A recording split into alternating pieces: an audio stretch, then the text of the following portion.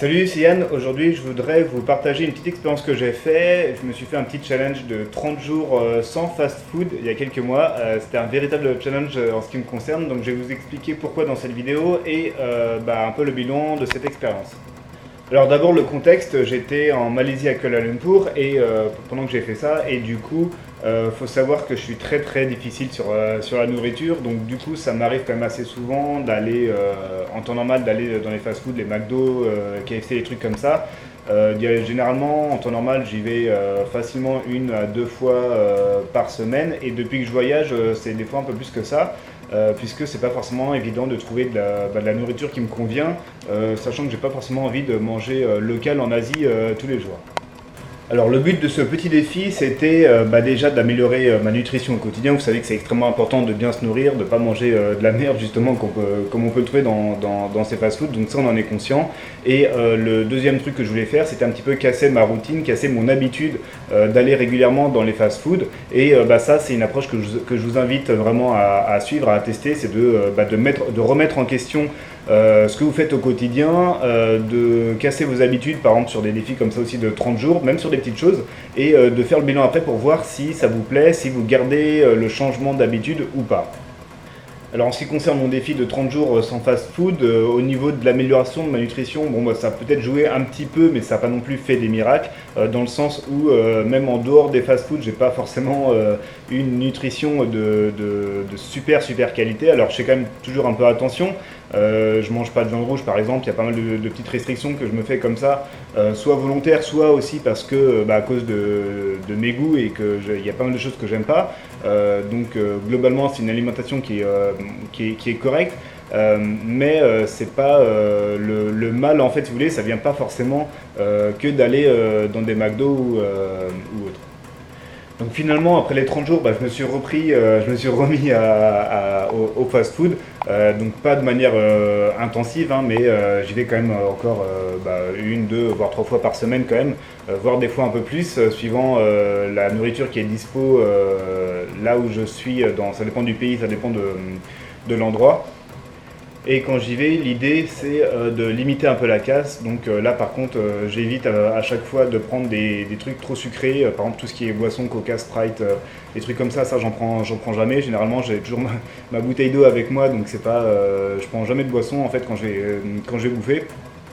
Et pas de dessert, donc pas de tout ce qui est les cookies, les gâteaux, tout ça. En fait, l'idée c'est vraiment de prendre juste la base en fait d'un menu, même si c'est encore de la malbouffe, au moins l'idée c'est comme ça de limiter un peu les dégâts. Donc ce qu'il faut savoir, c'est dans certains fast-food en Asie, on peut trouver des choses qu'on n'a pas forcément en France. Par exemple, dans des KFC, on peut trouver des pâtes, des spaghettis, on peut trouver du riz. En fait, en fait, l'idée de reprendre un peu comme ça le fast-food volontairement, ça permet quand même de diversifier la nourriture, même si c'est pas top. Encore une fois, ça permet de ne pas manger local tout le temps.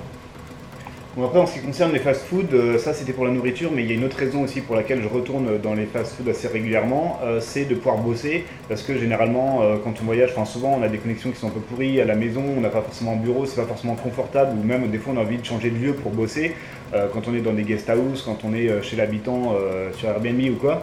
Et du coup, dans les McDo, par exemple, on peut trouver des Wi-Fi qui sont des fois corrects, suffisants pour bosser.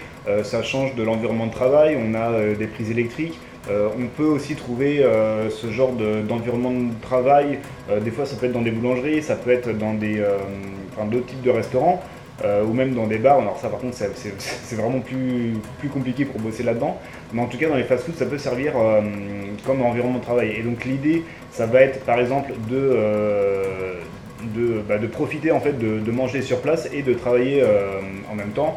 On peut par exemple comme ça arriver le midi, manger, rester par exemple 2-3 heures au même endroit, profiter du wifi comme ça, donc finalement qu'on a déjà payé, en fait qui est déjà inclus dans le prix du menu. Et comme ça permet d'avoir un petit peu de diversité dans l'environnement de travail. Alors ça, il y a quelques années, il y a un peu plus de 4 ans maintenant, j'avais fait un premier test en fait de digital nomadisme entre guillemets. En fait, j'étais allé un mois à Marrakech au Maroc Et là-bas, les connexions internet, c'était très très laborieux. En fait, je vivais dans un riad, donc il n'y avait pas internet à la maison. Et en fait, le seul moyen que j'ai trouvé, c'est d'aller dans le McDo, en fait, finalement, pour bosser, puisqu'il y avait un internet qui était tout à fait correct. Il y avait une table, une chaise, l'air conditionné, des toilettes, tout ce qu'il faut. Et par contre, ça sent la bouffe, c'est un peu bruyant, etc. Mais bon, on fait avec. Et ce que j'ai fait, en fait, c'était assez hardcore, puisque je bossais, je bossais vraiment beaucoup, comme c'était assez intensif. Facile 9 à 10 heures par jour dans le McDo tous les jours. Et ce que je faisais du coup, pour pas trop subir la malbouffe, c'est que j'ai mangé vraiment occasionnellement. Généralement, ce que je faisais, c'est que j'y allais le matin, je prenais un jus d'orange, je ressortais le midi pour bouffer à l'extérieur et faire une petite pause comme ça. Je revenais l'après-midi, pareil, je reprenais une petite boisson pas chère, de l'eau par exemple. Le soir, je ressortais ailleurs du McDo pour bouffer, et des fois j'y retournais encore le soir jusqu'à des fois assez tard. Donc vraiment les fast-food, faut pas, quand on est entrepreneur nomade comme ça, faut pas les voir que comme quelque chose de négatif par rapport à la malbouffe, mais on peut voir ça vraiment comme quelque chose de très très pratique pour pouvoir bosser de n'importe où. Voilà, j'espère que cette vidéo va vous donner l'envie de tester en fait des petits défis comme ça pour changer votre quotidien, pour améliorer votre vie, un peu incrément par incrément. En fait, vous pouvez chaque mois tester comme ça des nouvelles habitudes, casser vos routines, et ça vous permettre comme ça de trouver en fait votre idéal de vie, votre compromis idéal. Je vous invite à me suivre sur Facebook et sur YouTube pour pouvoir voir les prochaines vidéos. Sur cette chaîne, on parle de nomadisme, de voyage, de business sur internet et de web marketing. Et on parle de life hacking et de changer des petites choses pour améliorer votre quotidien. Quant à moi, je vous retrouve dans une prochaine vidéo. Ciao, ciao.